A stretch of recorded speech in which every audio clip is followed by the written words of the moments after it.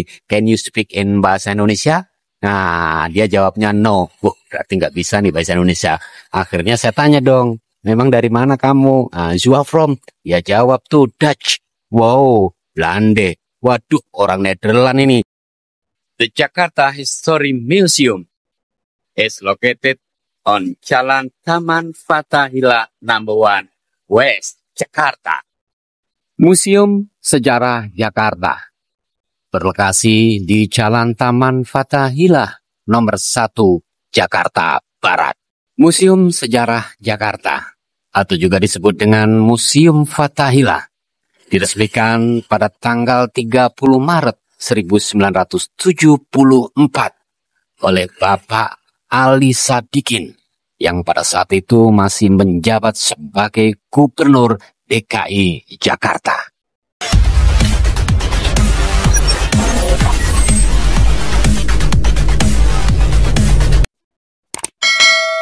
Assalamualaikum warahmatullahi wabarakatuh. Ketemu lagi dengan Arif Kelana Bebok, channel inspirasi, motivasi, dan vlog. Oke, teman-teman, Lebaran biasanya warga yang orang-orang nih, masyarakat yang berada di kota-kota, ya, yang tinggal di kota, mencari nafkah di kota ataupun tugas di kota atau di mana saja, biasanya Lebaran itu pulang kampung atau mudik. Nah, mudik atau pulang kampung sih? Nah, mudik ya, mudik Lebaran. Nah, mudik Lebaran. Nah, bagi yang tidak mudik, nah khususnya di Jakarta nih, kita kebanyakan warga Jakarta yang tidak mudik atau tidak pulang kampung menggunakan hari libur Lebaran untuk jalan-jalan atau sekedar ya menghilangkan rasa jenuh, atau memang sengaja untuk jalan-jalan atau healing-healing di dalam kota atau di mana saja ya. Nah, seperti itu. Kebetulan saat ini saya ajak teman-teman untuk jalan-jalan, melihat-lihat, ya healing-healing ya. Piknik wisata ke Kotu Jakarta, Kotu alias Kota Tua Jakarta. Terus mau kemana nih? Nah, itu dia. Yuk, kita lanjut dulu jalannya. Serosot, serosot, mak. Oke guys, teman-teman, sahabat-sahabat semua. Nah, kali ini libur Lebaran, saya ajak teman-teman untuk berlibur, piknik ya ceritanya ya, piknik wisata. Kemana? Nah, kali ini saya ajak teman-teman untuk berwisata ke Museum Sejarah Jakarta. Emang di mana lokasinya? Nah, Museum Sejarah Jakarta berlokasi di Jalan Taman Fathahillah nomor 1, Jakarta Barat. Nah, ini dia Museum Sejarah Jakarta, juga disebut dengan Museum Fathahillah. Ini masuk ke dalam kawasan Kota Tua. Kota Tua nih, Kota Tua Jakarta. Nah, Museum Sejarah Jakarta diresmikan pada tanggal 30 Maret 1974. Nah, catat tuh, diresmikan pada tanggal 30 Maret 1974 oleh Bapak Ali Sadikin. Bapak Ali Sadikin yang pada saat itu masih menjabat sebagai Gubernur DKI Jakarta. Museum Sejarah Jakarta, atau juga dikenal dengan sebutan Museum Fathahillah. Wow, bangunannya bergaya arsitektur neoklasik abad ke-17. Dan bangunan ini dulu pernah dijadikan sebagai Balai Kota Batavia. Dibangun mulai tahun 1627 oleh Gubernur Jenderal C.P. Koen. Peninggalan zaman Belanda. Berkunjung ke Museum Sejarah Jakarta saya 2 kali. Yang pertama bareng keluarga, yang kedua sendiri. Nah, yang kedua ini saya ketemu bule. Nah, saya tanya dong, ngobrol kita nih, can you speak in bahasa Indonesia? Nah, dia jawabnya no. Berarti nggak bisa nih bahasa Indonesia. Akhirnya saya tanya dong, memang dari mana kamu? You are from? Ya jawab tuh Dutch. Wow, Belanda. Waduh, orang Nederland ini. Saya juga nggak bisa bahasa Belanda kan. Akhirnya ngobrol tuh pakai bahasa Inggris. Meskipun cuman little dan akhirnya selfie. Hahaha, bisa aja saya. Museum Sejarah Jakarta. Ada ruang Prasejarah Jakarta, ruang Tarumanegara, ruang Jayakarta, ruang Fathahillah, ruang Sultan Agung, dan ruang Batavia. Terdapat juga berbagai koleksi tentang kebudayaan Betawi, numismatik, dan becak. Kemudian koleksi apa saja yang ada di Museum Sejarah Jakarta, teman-teman? Salah satu koleksi meriam yang ada di Museum Sejarah Jakarta. Replika prasasti Tugu, replika prasasti Ciaruten, replika Patrau Sunda Kelapa, pot keramik Jepang dari abad ke-17, mural yang belum selesai oleh Haryadi Sumodijoyo. Peninggalan arkeologi Gerebah Buni tersebar dari wilayah Jawa Barat bagian utara hingga ke barat sampai ke Anyer, termasuk juga di Jakarta. Rangka manusia dari situs Batu Jaya, Karawang, Jawa Barat. Benda-benda antik dan bersejarah dipamerkan di ruangan ini. Nah, ini teman-teman bisa lihat benda-benda apa saja yang pada waktu itu digunakan, ya.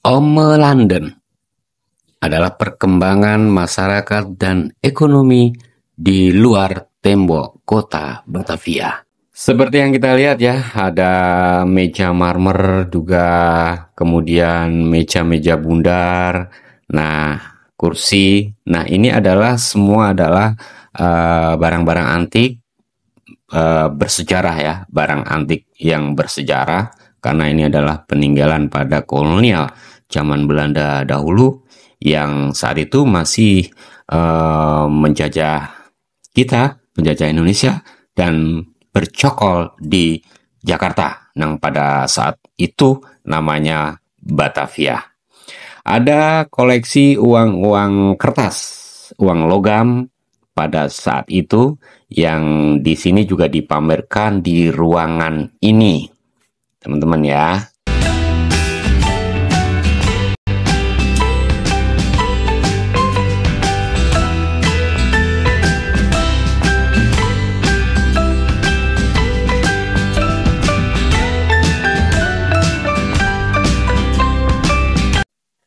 Nah, di ruangan balai kota ini dipamerkan juga atau tampak termasuk lemari, meja, kursi, dan rak buku yang dipergunakan pada waktu itu saat di balai kota Batavia.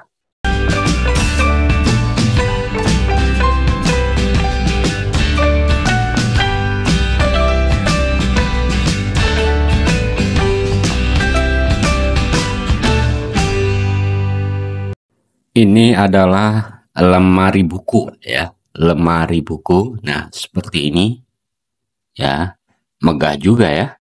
Nah, yang ini adalah lukisan Van der Para dari utara ke selatan.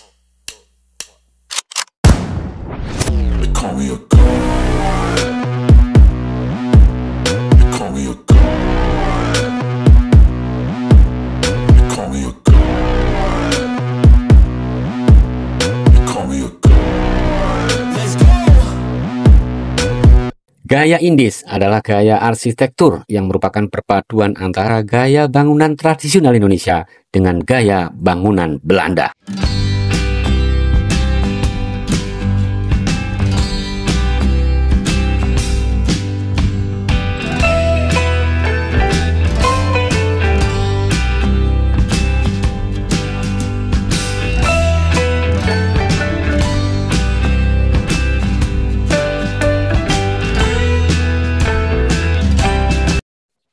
Kedatangan Portugis di Malaka.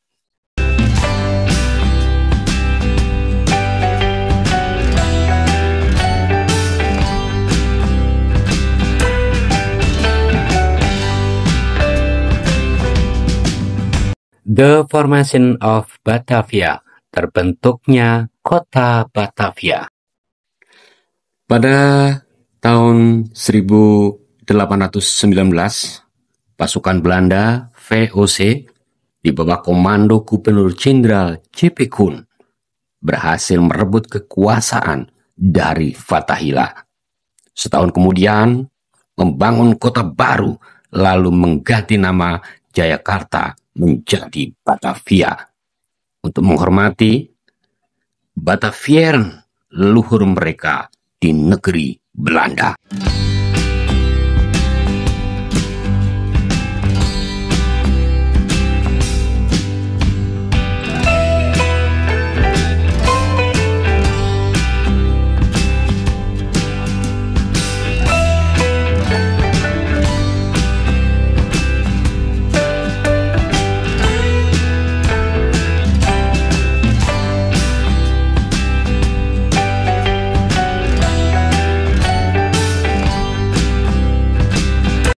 Interaksi dengan bangsa Eropa.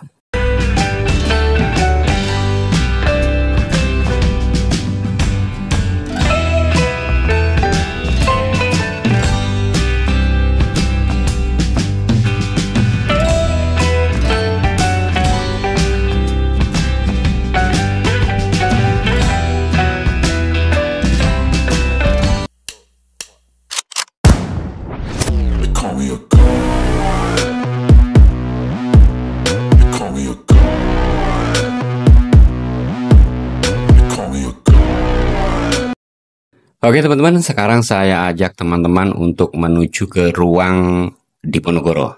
Ya, ini situasi kamar Diponegoro atau situation of Diponegoro's room. Nah, seperti apakah situasinya? Karena ini ada di ruang di lantai 2, maka kita naik tangga ya teman-teman ya.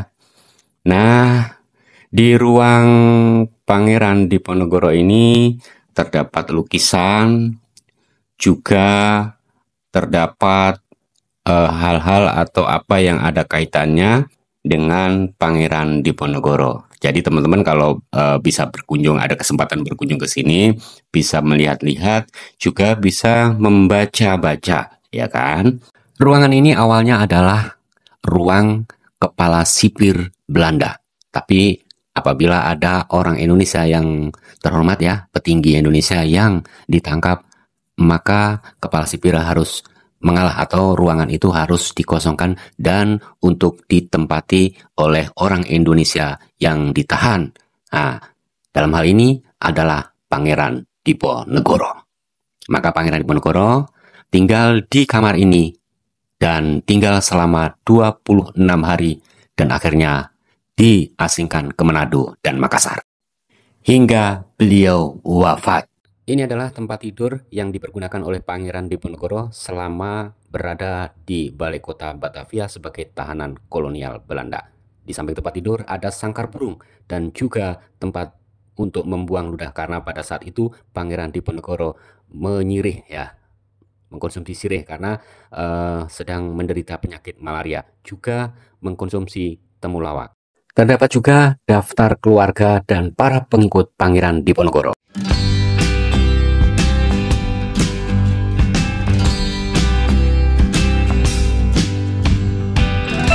Nah, yang ini adalah penjara bawah tanah. Konon pahlawan wanita yang pernah dipenjarakan di sini adalah Cut Nyadin yang kemudian Cut Nyatin dipindahkan ke Cianjur, Jawa Barat. Di penjara wanita ini tanpa pencahayaan, tapi ada ventilasi. Nah, itu dibuka dari pagi sampai sore saja. Maka kalau malam tanpa pencahayaan, semua tertutup rapat. Nah, seperti itu teman-teman ya. Jika kita masuk, kita tidak bisa berdiri, hanya membungkuk saja karena memang didesain seperti itu ya, penjara wanita pada saat kolonial Belanda. Nah, ini ada di Museum Sejarah Jakarta. Seperti itu teman-teman. Bila mana teman-teman bisa ada kesempatan untuk berkunjung ke Museum Sejarah Jakarta, coba sempatkan diri untuk masuk ke penjara wanita dan juga penjara bawah tanah.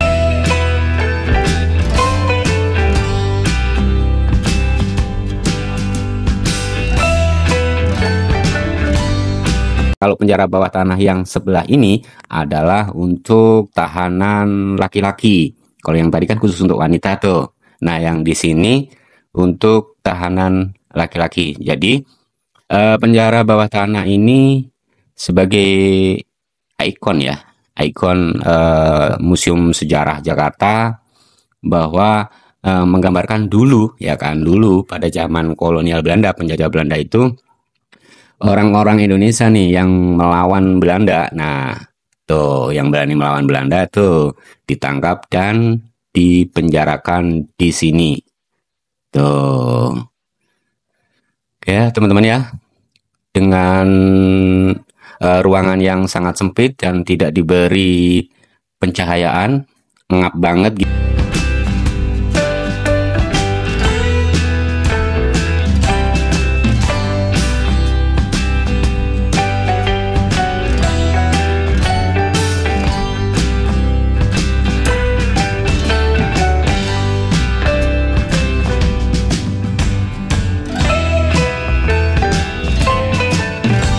Seperti ini ya gambaran ya, atau yang kita bisa lihat di penjara bawah tanah Museum Sejarah Jakarta.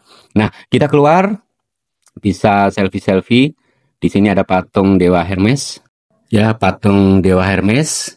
Kemudian ke arah sana adalah tempat duduk dan kantin tuh ya, kantin Museum Sejarah Jakarta.